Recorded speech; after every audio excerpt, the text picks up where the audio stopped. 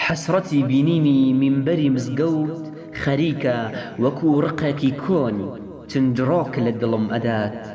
ئەوەندە لە تۆ دوورم ئەم ڕۆژانە کەوا هەست ئەکەم خەم و غوربەتی دونیا لەسەر شانی منە.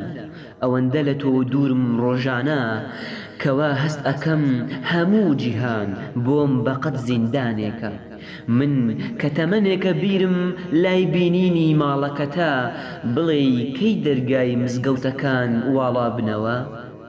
سوژدەبردنێک تێیدا ئاواتمە، ئەزانم شوێنی گفتوگۆی هەرچی دڵشکاوە مزگەوتە.